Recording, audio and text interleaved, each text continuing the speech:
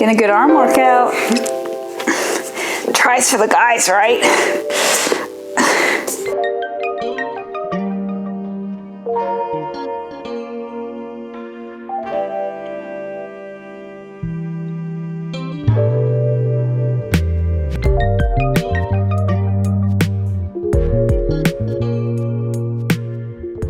Hi guys, and welcome to my kitchen. If you are new here, my name is Kaylee, and today in my kitchen we're going to be making one of my favorites, a Chinese donut. I'll try to say the proper Mandarin name, probably going to say it wrong. I've been practicing all day and there's a 90% chance it's going to come out weird. It's Youtiao. Yeah? Youtiao. Youtiao. Yeah. Okay, like that. And loosely translated into English, that means either fried strip or like oil stick. So that's what we're making. We're making a Chinese donut. It's not like a Western donut that comes in a circle. It is sort of like a long strip of fried donuts, so airy and fluffy. Chinese donut can be served many different ways. My personal favorite way is to have it almost like my dim sum dessert. So we'll serve it up with a little bit of sweetened soy milk at the end. It's so delicious to dip in the Chinese donut into the hot soy milk. You can also have it sort of savory style and maybe serve it along with some congee, or sometimes I'll have it with some soup and just dip it in there as well. Anyways, we're gonna start making our Chinese donut. It's a very simple recipe, minimal ingredients. We'll run through those and start mixing up our dough. We've got some bread flour, a little bit of vegetable oil. We'll be using that later on to coat the dough to make sure it's not sticking to itself, and to fry the donut, of course. Some baking powder, a little bit of salt, and then a small amount of some cold water. That's it. This is the first time I'm making this. I'm hoping it's gonna be as easy as the recipe looks. Let's start. For the dry ingredients, we're gonna start mixing those together first. So we're using about 1.5 cups of bread flour, a tablespoon of baking powder, which seems like a lot, so I'm curious to see how that works out, and then just 1/2 teaspoon of our salt as well. The last thing that we're gonna add to the dough mixture is 2/3 of a cup of cold water. That's it, nice and simple.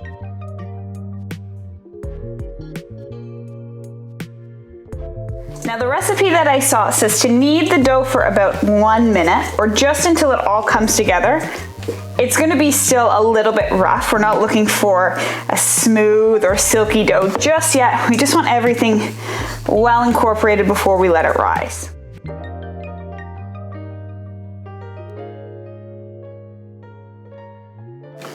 Now that it's been incorporated, I'm just going to lightly coat it with some oil.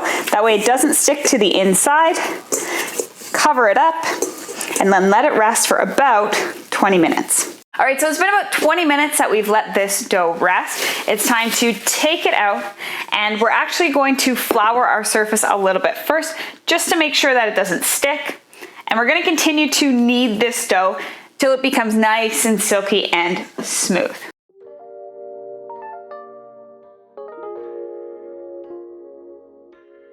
Once it's got that nice consistency, so after about a minute or two of kneading, we'll put it back and just kind of let it rest for about 3 hours. Now there's a few different recipes that I found when researching how to make Chinese donuts, and lots of them talk about resting the dough overnight, but I wanted a quicker recipe. If you wake up bright and early Saturday morning and you want Chinese donuts, we gotta be in business and get these cracking in 3 hours. All right, so we kneaded this for about a minute. It's nice and silky smooth. I'm just gonna flour the surface a tiny bit more. I really wanna make sure it doesn't stick. And then we let this rest at room temperature. That's really important. So we let it rest at room temperature for about 3 hours. That way, once the 3 hours is up, it is time to start the donuts. See you in 3 hours. So now that the dough has rested for about 3 hours, it's time to finally roll it out and then fry up our donuts. So we're going to unwrap it. It hasn't really expanded a lot. It definitely didn't rise a ton, but it's a lot softer and a little bit more malleable. So we're going to roll this out until it's about 1/3 of an inch thick into sort of a rectangular shape. That way we can cut it into our donut sticks.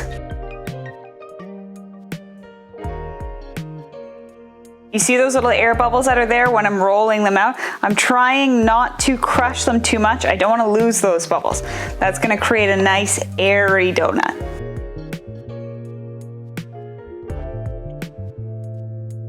Okay, now that we have our rectangular shape of dough, it's nicely flattened out, it's beautifully soft, and about a foot long, I would say, compared to 6 inches across, just for reference. What we're gonna do is cut this into about an inch or an inch and a half thick pieces. And then we're gonna be using actually 2 pieces put together to make our Chinese donut. Time to finally assemble the donut. So I'm actually gonna take a chopstick and gently press it, kind of vertically, exactly halfway through the donut. And we wanna do this with half of the sticks that we've created so far. Then we're gonna take another half, lay it gently on top, and do the same thing in the middle, pressing them together. Ideally, these should stick together. You can use a little bit of water to help them stick if they don't want to. If you dip your chopstick into some water and just kind of lightly press that onto the first half, it should create a little bit more of a sticky base for the other piece to stick to. All right, so we have 5 donuts. That's all our recipe has yielded so far. They're of varying sizes. Now we're gonna heat up our oil and start to fry these up. All right, I'm gonna turn my burner up to about a high heat and start to add in some vegetable oil. I don't want to fill the wok with vegetable oil. I'm truly gonna do kind of a shallow fry of the donuts. I don't want them to become too greasy, so we need to make sure that the oil heats up a lot. The hotter the better. We're trying to get it to about 350. That way, once we put the donuts in, they should rise right away and start to fry up nicely. In the donut, you wanna try and get that beautiful sort of X shape. It just, I don't know, looks aesthetically more pleasing. And it means more surface area to get crispy.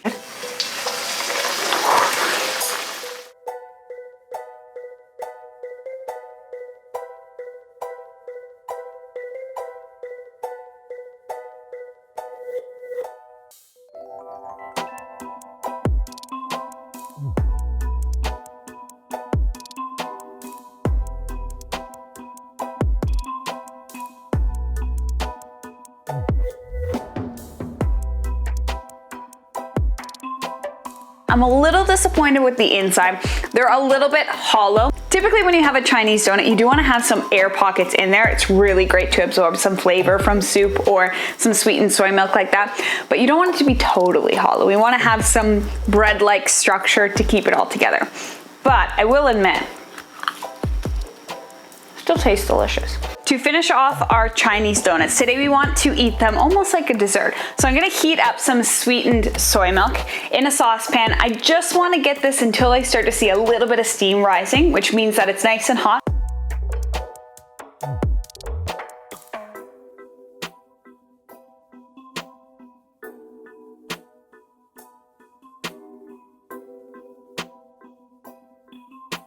The donuts are out. When I did take them out of the oil, I made sure that I laid them on a nice little bed of paper towel just to soak up any of that residual oil. The soy milk has been heated up. Again, I just gave it a quick whisk to make sure that it didn't cook or break a boil or anything like that. It's steaming and sweet and ready for the donut. So let's dig in. I like my donuts to get a little bit soft and absorb that sweet soy milk.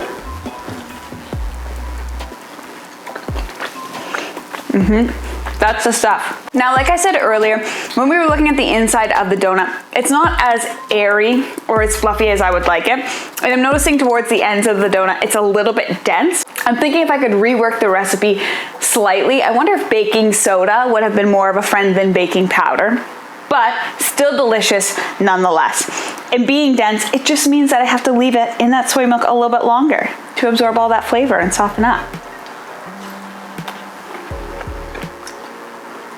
All right, that's it. That concludes it. We made some Chinese donuts. If you've ever made Chinese donuts before and you have some tips or advice on how I could make them a little bit fluffier and airier on the inside, please comment down below. I can use all the help that I could get, and I'd love to perfect this recipe and try it out for you guys again.